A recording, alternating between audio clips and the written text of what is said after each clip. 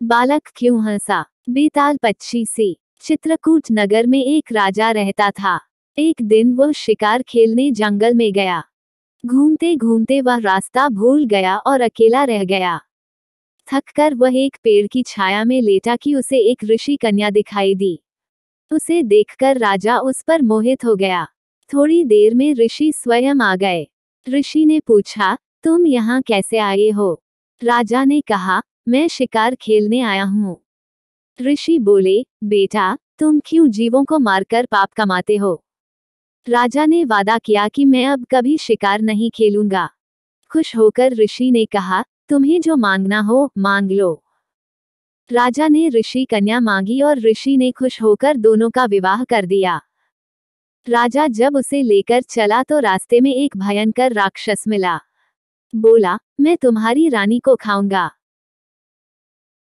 अगर चाहते हो कि वह बच जाए तो 7 दिन के भीतर एक ऐसे ब्राह्मण पुत्र का बलिदान करो जो अपनी इच्छा से अपने को दे और उसके माता पिता उसे मारते समय उसके हाथ पैर पकड़ें। डर के मारे राजा ने उसकी बात मान ली। वह अपने नगर को लौटा और अपने दीवान को सब हाल कह सुनाया। दीवान ने कहा, आप परेशान न हो, मैं उपाय करता हूँ। इसके बाद दीवान ने 7 बरस के बालक की सोने की मूर्ति बनवाई और उसे कीमती गहने पहनाकर नगर नगर और गांव गांव घुमवाया। यह कहलवा दिया कि जो कोई 7 बरस का ब्राह्मण का बालक अपने को बलिदान के लिए देगा और बलिदान के समय उसके माँ बाप उसके हाथ पैर पकड़ेंगे, उसी को यह मूर्ति और 100 गांव मिलेंगे। यह खबर सुनकर एक ब्राह्मण बालक राजी हो गया। उसने माँ बाप से कहा, आपको बहुत से पुत्र मिल जाएंगे। मेरे शरीर से राजा की भलाई होगी और आपकी गरीबी मिट जाएगी। माँ बाप ने मना किया, पर बालक ने हठ करके उन्हें राजी कर लिया।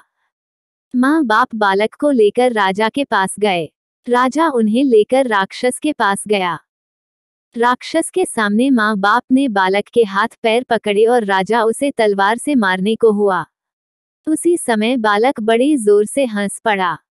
इतना कहकर बेताल बोला, हे राजन, यह बताओ कि वो बालक क्यों हंसा।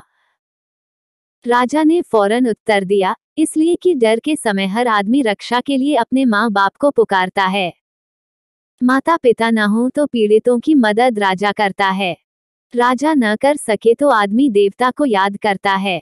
पर यहाँ तो कोई भी बालक के साथ न था। माँ बाप हाथ पकड़े हुए थे। राजा तलवार लिए खड़ा था और राक्षस भक्षक हो रहा था। ब्राह्मण का लड़का परोपकार के लिए अपना शरीर दे रहा था। इसी हर्ष से और अचरज से वह हंसा।